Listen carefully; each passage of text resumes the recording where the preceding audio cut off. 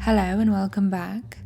This is the third video in the social anxiety series, so if you have not seen the first and the second one yet, I would definitely recommend watching those because this whole thing will make much more sense if you watch the videos in the correct order. Today we'll be talking about therapy and everything you may want to know about it. The first thing you do when you suspect you might suffer from a mental disorder is go to a psychiatrist office. They diagnose you, maybe they will give you some meds, but every single responsible psychiatrist, if they diagnose you with social anxiety, will send you to cognitive behavioral therapy. However, if your social anxiety is extremely severe, your psychiatrist might still recommend medication, because what medication does is it gives you a taste of what stress and anxiety-free life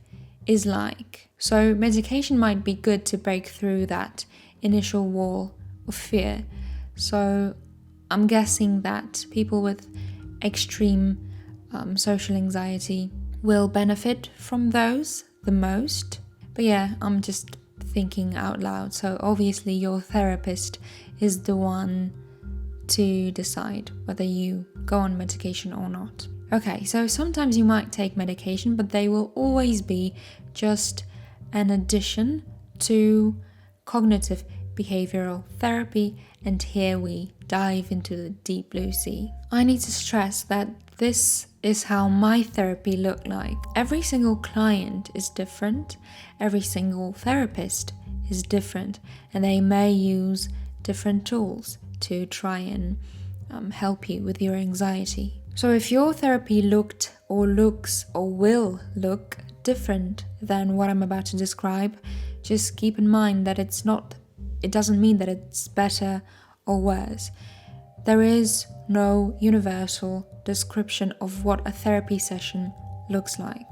So I just want to describe the experience because there's still so much stigma around going to see a psychiatrist or going to therapy.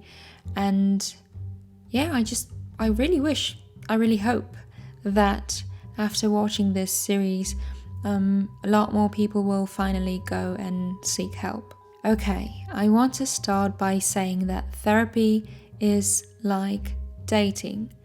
Sometimes it's love at first sight and the first person you meet is the one. Other times you have to endure a number of dreadful experiences before you finally find the right somebody to share your life with. But even though love often proves to be a string of unfortunate events, you don't just give up. You keep looking and things eventually work out. Or at least that's what I'd like to believe. I keep getting a lot of questions about how do I go to therapy? How do I go to a psychiatrist? How do I open up if I have social anxiety? And just the idea of doing that makes me extremely nervous and extremely anxious. I know it's hard because I've been through this. I know we all want an easy fix, but there are no simple answers to something as complex as the human mind. Either way, you'll have to make a sacrifice and you will have to put in work. There are two choices. Find the courage to seek the perfect therapist and push through a couple of weeks, a couple of months, or maybe even a couple of years of intense therapy, sometimes a pretty painful process of healing, or avoid it altogether and live with crippling anxiety for the rest of your life. And the question is, which one of these is more exhausting? The choice is yours. Okay, so if your first therapist does not click, go find a new one. If the second one does not click, go find a third one. If the third one does not click, go find a fourth one. Keep looking until you find someone you feel truly comfortable around, because trust is extremely important here. If you want your therapy to work, you need to be prepared to fully open up to your therapist. And don't get me wrong, the first few meetings will be awkward, will be extremely stressful anyway, but as time passes, if you meet the right therapist, you will eventually start opening up and you will feel just the way you do when you have a conversation with your very, very close friend. So the therapist will start by asking you about all of your problems and, try to be as honest as you can. I know it's not easy. I've been through all of this, and I remember I wasn't fully honest. I didn't say everything during the first few meetings, but as time went by, it got a lot better. Now, I know it's hard to open up for people with social anxiety, but I think that the fact that you are talking to a complete stranger will somehow actually make it a little bit easier for you. Once they get a general understanding of how your anxiety works, they might want to take a trip to the past. So you might want to try and recollect some traumatic event, something that might have triggered your anxiety or added to your anxiety. Did someone laugh at you? Did someone bully you? Did someone use you? Your upbringing plays a significant role here as well, because you might have had parents who constantly put you down and compared you to other kids, or you might have had extremely loving parents who actually cared about you a little bit too much and they put too much pressure on you. But I've heard there are therapies where you don't really go back to the past, so I don't know, each to their own. Well, anyway, after you figure out how your anxiety works and why it's there in the first place, your therapist might ask you to write down a list of all the social situations that cause distress, cause anxiety, and you will have to list them from those that cause the least anxiety to those upwards that cause the most anxiety. There are 2 reasons for that. So, first of all, you will be trying to work through each and every one of those situations, and you will be trying to understand why it causes anxiety.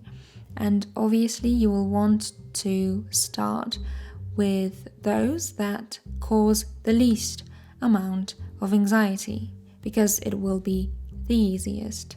The second reason is that you have to take one thing at a time, because there might be social situations in which you have to tackle a mix of those that you listed. And that, my dear friend, is like a boss fight. You have to be prepared for it. So first, you'll have to work through these individually, and then at the end, you will be able to tackle them all together. So let me give you an example. Some of my biggest fears were, or actually still are, speaking in English and working on a real film set. Now, when I get an opportunity to work on a commercial or a short film, whatever, a film set abroad, that situation will be made up of small social anxiety building blocks, and I need to figure out a way of tackling each and every one of them individually. So first of all, I have to work out a way how to not be scared of speaking English in front of other people, especially native speakers. And then I have to work out a way of not being scared of meeting new people.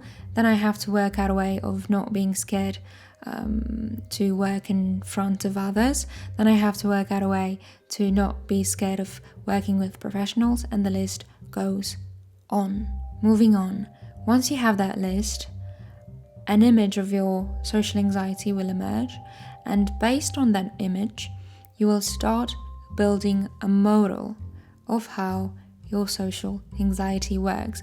And that model will be the foundation of all the work you do during therapy. This will be followed by a set of homework assignments until you decide you're cured.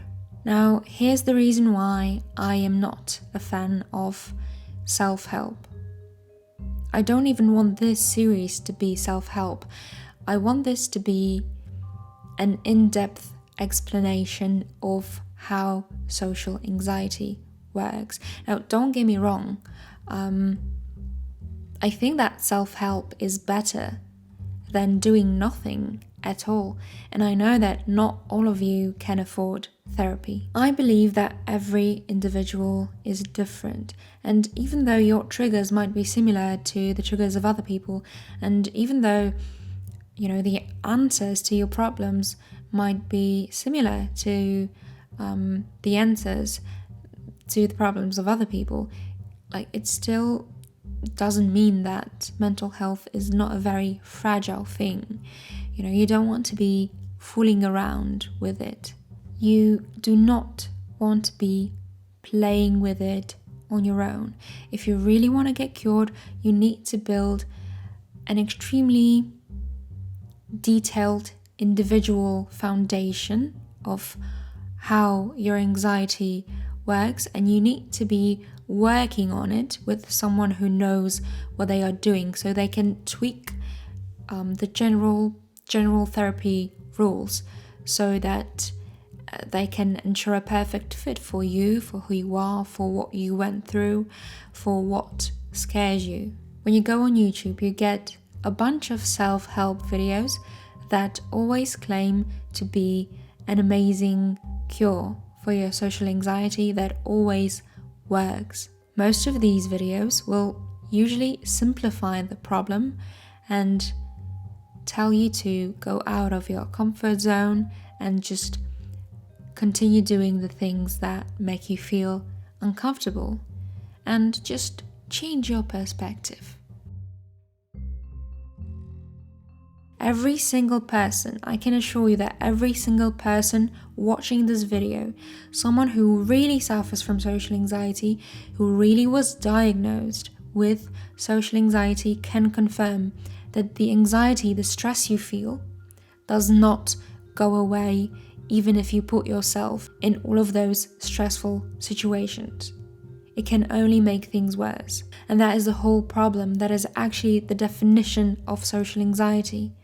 That the fear persists even though you expose yourself to the stressful situations.